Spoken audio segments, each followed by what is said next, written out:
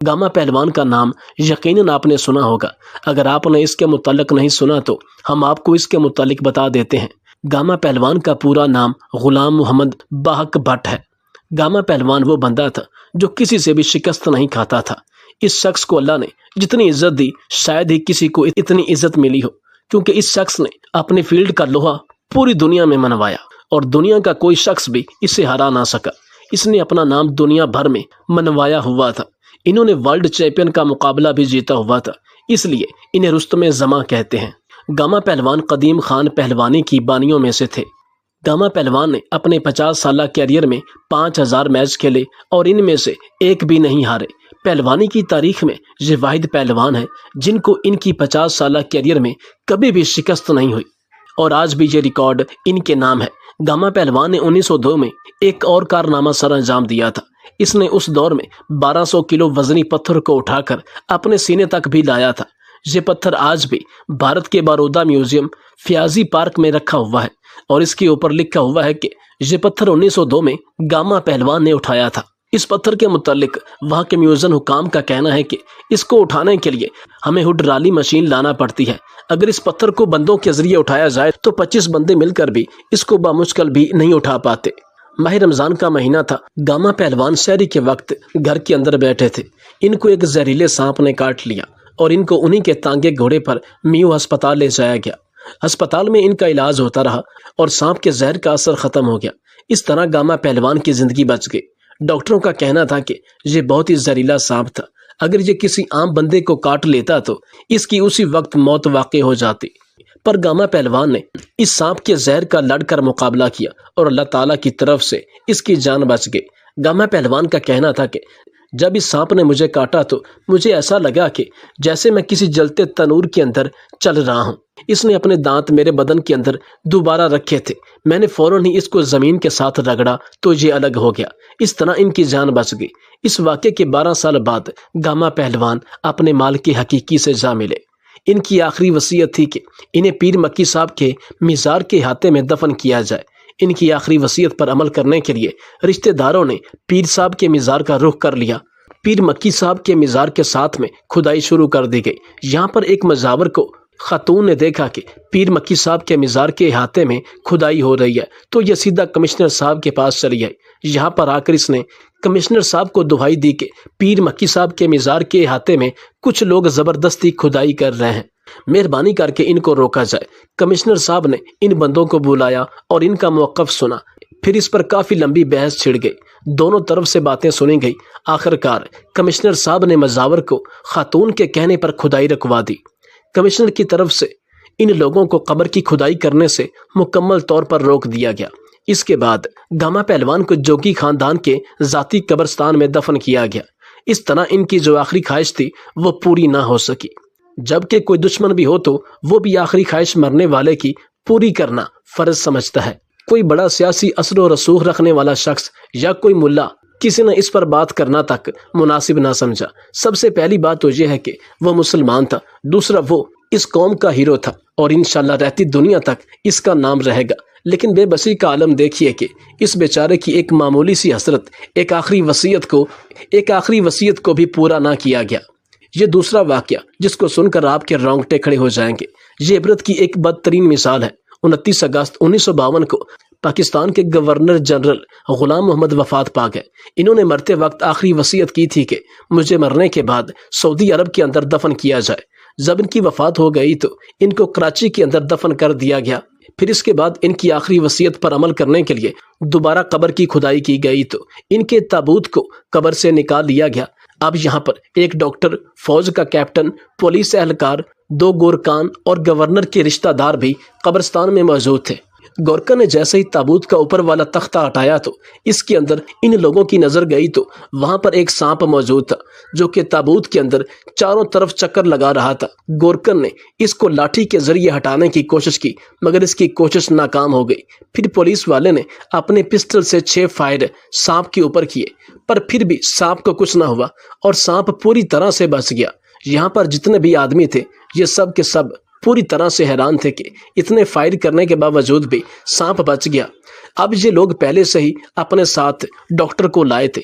Doctor साहब ने इनको मशवरा दिया कि सांप ऐसे नहीं मरेगा, आप एक काम करें, बाजार से जाकर एक जहरीला स्प्रे ले आए। एक बंदा बाजार चला गया और कुछ ही देर बाद स्प्रे लेकर आ गया। अब डॉक्टर के कहने पर संदूक के अंदर स्प्रे छिड़क दिया गया। स्प्रे छिड़कने के बाद डॉक्टर ने कहा, अब संदूक को 2 घंटे के लिए बंद कर दो और 2 घंटे के बाद दोबारा खोलें, क्योंकि 2 घंटे गुजारने के बाद सांप मर चुका होगा। 2 घंटे मुकम्मल होने के बाद जैसे ही संदूक से तख्ता हटाया गया तो सांप वैसे का वैसा मौजूद बैठा था, इसे 0 आंच तक नहीं आई थी। जब दोबारा सब लोगों ने यह नज़ारा देखा तो हैरान रह गए और सोचने लगे कि सांप को ज़रा भी तकलीफ नहीं पहुंची। ये पहले की तरह ही वैसे का वैसा तेजी के साथ ताबूत के अंदर चक्कर लगा रहा था। यूं इन सब लोगों ने आपस में मशवरा किया कि अब क्या किया जाए। किसी ने मशवरा दिया कि ताबूत को सांप समेत सऊदी अरब भेज देते हैं। फिर एक और शख्स बोला कि क्यों ना हम इस लाश को इस ताबूत में से निकालकर किसी दूसरे ताबूत में डालकर इनकी लाश सऊदी अरब पहुंचा दे। किसी ने मशवरा दिया कि ताबूत को किसी तरीके से बिल्कुल उल्टा कर देते हैं, यानी कि मुर्दा ज़मीन पर गिर जाए। किस्सा मुख्तसर यह कि जितने मुंह उतनी बातें। हर किसी ने अपनी अपनी राय पेश की, लेकिन आखिरकार मशवरा करने के बाद इन सब लोगों ने आपस में यही तय किया कि जनरल गवर्नर साहब के ताबूत को दोबारा कब्र के अंदर रख दिया जाए। क्या पता यह मामला क्या है और क्या राज है। फिर दोबारा गवर्नर जनरल के ताबूत को बंद करके कराची में दफना दिया गया और सुबह एक मशहूर अखबार के अंदर यह खबर शाये हुई थी कि जनरल गुलाम मोहम्मद साहब की लाश को सऊदी अरब नहीं ले जाया गया और वो अब यहीं पर कराची में मदफून रहेंगे। इस तरह इनकी आखिरी ख्वाहिश पूरी नहीं हुई। ये शख्स जीते जी जो चाहता वो कर सकता था, जैसा चाहता महल बनवा सकता था, जैसी चाहता वैसी गाड़ी रख सकता था, जितनी औरतों से चाहता अपने ताल्लुकात बना सकता था। लेकिन ये तो अल्लाह जानता है कि इसने अपनी ज़िंदगी में क्या कुछ किया। लेकिन अफसोस कि इंसान जीते जी अपनी मौत के बारे में सोचे तो मैं यकीन से कह सकता हूँ कि ताबूत या कब्र में सांप तो क्या एक छोटा सा कीड़ा भी नहीं आ सकता। इस वाक़ये से हमें इबरत हासिल करनी चाहिए और ये सोचना चाहिए कि मरने के बाद हमारे साथ क्या सलूक होगा। अगर हम अच्छे काम करेंगे तो जन्नत के हकदार होंगे, अगर हम बुरे काम करेंगे तो जहन्नुम के हकदार होंगे। ये फैसला अब आपके हाथ में है। आज आप जो भी हैं, दुनिया में किसी भी ओहदे पर विराजमान हैं, हत्ता कि आप दुनिया के खुदा बने हुए हैं, लेकिन आपको भी मरना है। मौत को याद कीजिए। जो शख्स मौत को कसरत से याद करता है वो गुनाहों से बच जाता है और इस तरह वो अपनी दुनिया और आखिरत दोनों को संवारने में कामयाब हो जाता है। अगर आप अल्लाह ताला की इबादत की तरफ रजू करते हैं तो कामयाब हैं, अगर आप बुराई की तरफ रास्ता चुनते हैं तो आप नाकाम हैं। इससे बेहतर है कि आप आखिरत की तैयारी करें। यकीन जानिए कि जो हम सोचते हैं ना कि मेरे बगैर मेरे बच्चों का क्या बनेगा, या ये दुनिया कैसे चलेगी, हालात कैसे बनेंगे, फलां फलां, ये सब बेकार की बातें हैं। आप अपनी आखिरत की फिक्र कीजिए। आपका बोझ कोई नहीं उठाएगा, चाहे आप जनरल हैं, चाहे आप सदर हैं या किसी भी ओहदे पर विराजमान हैं। और लोगों से अच्छे अखलाक के साथ पेश आए। वैसे भी कौन सा आपने हमेशा इसी दुनिया में रहना है। आप चंद ही दिनों के मेहमान हैं और बहुत ही जल्द अपने रब की तरफ लौट कर जाने वाले हैं। एक खातून ने रेडी वाले से आलू खरीद कर साथ में मिर्च धनिया भी ली और 50 का नोट दिया। सब्जी फरोश ने आलू के साथ धनिया मिर्च मुफ्त में दे दी। वो एक एक आलू को उठाकर यूं देखता जैसे एक्सरे कर रहा हो। इसकी नज़र से सब्जी को देखना वैसे भी दुकानदार की मुआशी मफाद के खिलाफ था, मगर इसके बावजूद वो हर एक आलू को बगैर मुआयना करने के बाद शापर में डाल रहा था। अगर किसी आलू पर मामूली सा भी दाग होता तो साइड पर रख देता, जो आलू ठीक होता सिर्फ उसी को शापर में डालता। इसी तरह एक शख्स टमाटर खरीदने आया तो इसने वैसे ही टमाटरों को बगौर देखा और शापर में डाले, और अगर कोई टमाटर थोड़ा सा गला सड़ा खराब होता तो इसको रेडी की साइड पर रख देता। हालांकि वो खराबी इतनी मामूली नौयत की थी कि इसे गाहक भी तलाश ना कर पाता, लेकिन वो खुद अपनी ईमानदारी दिखा रहा था। लड़की इसकी ईमानदारी से बहुत मुतासर हुई और वो कह रही थी कि मैंने जिंदगी में पहली बार इतना ईमानदार सब्जी फरोश देखा है। जब गाहकों का रश कम हुआ तो इस सब्जी फरोश के पास आई और इससे कहा कि आप अपनी रेडी बाजार की मसरूफ तरीन जगह पर क्यों नहीं ले जाते। मेरे लिहाज से आपको अच्छे गाहक मिलेंगे और दोपहर से पहले आपका पूरा माल फरोख्त हो जाएगा और आपको ज्यादा मुनाफा होगा। यहाँ आपने साइड पर रेडी लगा रखी है जो कि एक आम सी जगह है। वो कहने लगा कि मेन रोड पर रेडी खड़ी नहीं कर सकता और मुख्तलिफ टैक्सों की सूरत में अच्छे खासे अखराजात हो जाते हैं जो कि मैं अफोर्ड नहीं कर सकता। ये तो एक वीरान जगह है, इस जगह का तो किराया भी नहीं देना पड़ता। اگر کسی دکان کے سامنے کھڑا کروں تب بھی دکان والا مجھ سے کرایہ ضرور لے گا۔ میں یہاں کھڑا رہتا ہوں، دلی طور پر مطمئن ہوں، اپنے بچوں کو رزق حلال کا لقمہ کھلانے کی کوشش کر رہا ہوں، اور میری یہی کوشش ہے کہ بچوں کے پیٹ میں حرام کا ایک لقمہ بھی نہ جائے۔ میں نے اس سے اگلا سوال پوچھا کہ کیا اس ریڑھی کے علاوہ آپ کا کوئی دوسرا بھی ذریعہ آمدن ہے؟ تو اس نے مجھے جواب دیا کہ میں صبح کے وقت منڈی میں جاتا ہوں، وہاں گاڑیوں کی لوڈنگ ان لوڈنگ کرتا ہوں، اس کے علاوہ اپنے لیے سبزی خریدتا ہوں اور دن کے وقت اس سبزی کو اپنی ریڑھی پر لے کر فروخت کرتا ہوں۔ پچھلے سیزن میں مونگ پھلی فروخت کی تھی اور اس سے پچھلے سیزن میں چھلی کا کام کرتا تھا۔ رات کے وقت ریڑھی گھر جا کر کھڑی کر لیتا ہوں۔ میں نے اسے پوچھا کہ اس قلیل آمدن میں آپ کا گزارا ہو جاتا ہے؟ یہ جو مہنگائی کا دور ہے تو اس میں تو آپ کے لیے بڑی مشکلات ہوں گی۔ کہنے لگا، آپ میری بات کا یقین کریں، میں یہاں سے 10-20 روپے لے کر بھی گھر جاؤں تو مزید جب تک پیسے نہ آ جائیں وہ پیسے مجھ سے ختم نہیں ہوتے۔ اللہ تعالیٰ نے میرے رزق میں برکت ڈالی ہے، مجھے کسی کا محتاج ہونا نہیں پڑتا، جبکہ پہلے میں محتاج تھا، ہر ایک شخص کے سامنے ہاتھ پھیلاتا تھا۔ میں نے پوچھا کہ اس کی کیا وجہ تھی؟ کہنے لگا کہ آپ کا گھر ایک عورت کی وجہ سے ہی چلتا ہے، ایک عورت چاہے تو آپ کا گھر برباد کر ڈالے یا پھر آباد، یہ اس پر منحصر ہے۔ آج سے 10 سال پہلے میری زندگی میں ایک عورت آئی جس نے میرے گھر کو سنبھالا، اس کا نام کلثوم تھا، دکھنے میں بہت خوبصورت اور حسین تھی۔ اس وقت میں ایک گوالا تھا، گھر گھر جا کر دودھ فروخت کرتا۔ پہلے تو سب ٹھیک تھا اور بہترین طریقے سے کام ہو رہا تھا، میں کسی کا محتاج نہیں تھا، اچھا خاصا منافع ہو جاتا، حتیٰ کہ میری زندگی بہت پرسکون تھی، کسی سے کچھ مانگنا بھی نہ پڑا۔ مگر شادی کے بعد اچانک مجھے منافع ہونے کی بجائے خسارہ ہونے لگا۔ مجھے نہیں معلوم تھا کہ کیا غلط ہے، لیکن اتنا ضرور پتا تھا کہ کچھ نہ کچھ غلطی کر رہا ہوں۔ ایک دفعہ میں نے دیکھا کہ میری بیوی دودھ میں بڑے بڑے برف کے ٹکڑے ڈال رہی تھی۔ میں نے اس سے کہا کہ یہ تم کیا کر رہی ہو؟ کہنے لگی، دودھ خراب ہونے سے محفوظ رہے گا۔ میں نے کہا وہ تو ٹھیک ہے، لیکن اتنی زیادہ مقدار یہ تو غلط بات ہے، یہ برف پگھلے گی اور اس سے دودھ میں پانی کی مقدار بڑھ جائے گی۔ میرے منع کرنے پر میری بیوی نے دوبارہ اس قسم کی حرکت نہ کی، لیکن اس کے بعد اس کا رویہ مجھ سے بدل گیا۔ وہ چھوٹی چھوٹی باتوں پر مجھ سے لڑنا جھگڑنا شروع ہو گئی اور اس کے علاوہ میری ماں سے بھی بدسلوکی کرنا شروع ہو گئی۔ مجھے سمجھ نہیں آ رہی تھی کہ میں کیا کروں۔ کبھی کبھی مجھے خود پر افسوس ہوتا کہ میری قسمت میں کیسی عورت آئی ہے، لیکن اب میں کچھ کر بھی نہیں سکتا تھا، گزارا کرنا پڑتا تھا اس عورت کے ساتھ۔ اب اس کی بیجا فرمائشیں شروع ہو گئیں۔ میں نے محسوس کیا تھا کہ جو یہ دودھ میں برف کی شکل میں پانی ملاتی تھی، وہ جو رقم بنتی تھی اسے یہ اپنے ذاتی اخراجات کے لیے استعمال کرتی تھی۔ اب جب کہ میں نے اسے برف کی شکل میں دودھ میں پانی ملانے سے منع کیا تو اس سے یہ بات مناسب نہیں لگی، اور اس کا جو ذاتی جیب خرچ تھا جو پہلے کم تھا اور ایسی حرکت کرنے کے بعد زیادہ ہو گیا تھا، وہ ختم ہو گیا تھا، جس کی وجہ سے یہ بات بات پہ بہانے بناتی اور غصہ کرتی تھی۔ میں نے اس کا ہر روز کا خرچ بھی بڑھا دیا، لیکن اس کی طبیعت میں کوئی فرق محسوس نہ ہوا، اور اس کے علاوہ بہانے بازی بھی کرنے لگی۔ کہتی میرے سر میں درد ہے، مجھے ہسپتال لے چلو، کبھی کچھ ہو گیا تو کبھی کچھ۔ میں نے اپنی بیوی کو نصیحت کرنا نہ چھوڑا، جب بھی موقع ملتا اسے نصیحت کرتا کہ شاید وہ میری کسی بات کو اپنے پلے باندھ لے۔ اپنی اس بیوی کی وجہ سے میں بہت پریشان تھا اور مسجد میں جا کر ہر نماز میں دعا کرتا اور اللہ تعالیٰ سے اپنے گھر کا سکون مانگتا۔ ابھی کچھ عرصہ ہی گزرا تھا کہ میری بیوی کے رویے میں تبدیلی آ گئی۔ میں حیران ہوا کیونکہ اب وہ کسی چیز کی فرمائش نہیں کرتی تھی۔ میں جب بھی گھر آتا تو مسکرا کر میرا استقبال کرتی۔ میں دل ہی دل میں خوش ہوا کہ اللہ تعالیٰ نے میری دعا قبول کی اور میری بیوی اب سدھر چکی ہے، لیکن یہ میری غلط فہمی تھی، معاملہ کچھ اور ہی تھا۔ ایسی بات تھی جس کے بارے میں نے کبھی خواب میں بھی نہیں سوچا تھا۔ ایک دن میں دودھ فروخت کر کے واپس آ رہا تھا تو راستے میں میرا دوست رفیق، اس نے مجھے روکا اور کہا کہ مجھے چند منٹ تمہارے درکار ہے، ایک ضروری بات کرنی ہے۔ وہ مجھے چائے پلانے کے بہانے ہوٹل میں لے گیا اور اس کے بعد اس نے جیب سے موبائل نکالا اور کہنے لگا، یار مجھے یہ بتاتے ہوئے شرم محسوس ہو رہی ہے کہ تمہاری غیر موجودگی میں تمہاری بیوی یعنی ہماری بھابھی ایک غلط راستے پر ہے۔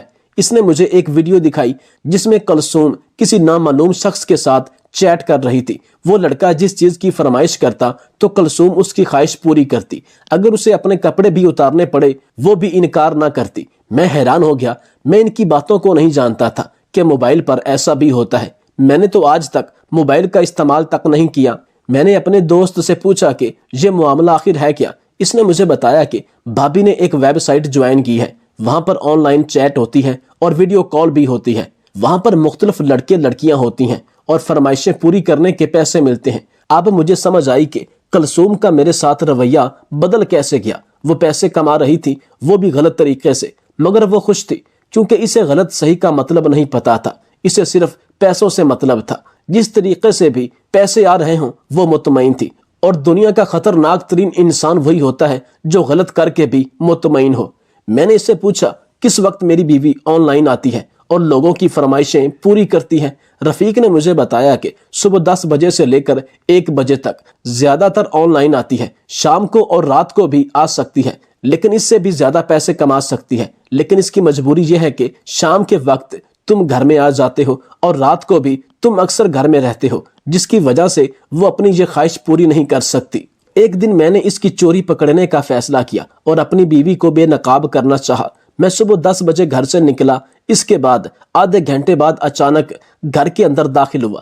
میری بوڑھی ماں تو اپنے کمرے میں سو رہی تھی، جبکہ میری بیگم میرے کمرے میں نیم برہنہ حالت میں تھی اور لوگوں کی فرمائشیں پوری کرنے میں مصروف تھی۔ مجھے اچانک دیکھ کر اس کے چہرے کا رنگ بدل گیا۔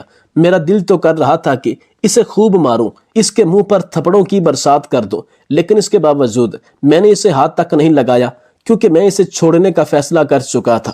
حالانکہ میں اس کی ویڈیوز دیکھ چکا تھا، لیکن اس کے باوجود میں چاہتا تھا کہ خود اپنی آنکھوں سے یہ سب کرتا دیکھ لوں۔ میں نے اسے طلاق دی اور اس کے بعد اسے گھر سے نکال دیا۔ اس نے ایک بار بھی میری منت نہ کی، اس بات سے معذرت تک نہ کی۔ اب واپسی کے تمام دروازے بند ہو چکے تھے۔ 1-2 سال تک تو میری ہمت نہ ہوئی کہ میں کسی دوسری عورت کے بارے میں سوچ سکوں اور شادی کے بارے میں سوچوں، کیونکہ عورت ذات سے میرا اعتبار ختم ہو چکا تھا۔ مگر پھر ماں کی خواہش پر عمل کرتے ہوئے اور اس کے بڑھاپے کو دیکھتے ہوئے میں نے دوسری شادی کرنے کا فیصلہ کیا۔ میری زندگی میں ہنا نام کی لڑکی آئی جس نے میری زندگی ہی بدل دی، جس نے مجھے یہ سبق دیا اور بتلایا کہ مطمئن رہنا کسے کہتے ہیں، شکر گزاری کیا ہوتی ہے۔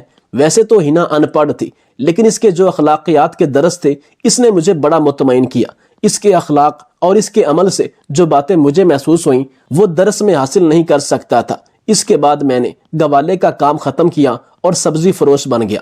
میری بیوی نے ہی مجھے سمجھایا کہ رزق کی توہین مت کیا کرو، گاہکوں کے ساتھ پورا انصاف کرو اور انہیں اچھی سبزی دو، لیکن اگر کسی چیز میں کمی بیشی رہ جائے تو اسے گھر لے آؤ۔ میں اللہ تعالیٰ کا جتنا بھی شکر کروں کم ہے، وہ مجھ جیسے ناچیز کو بھی رزق دے رہا ہے۔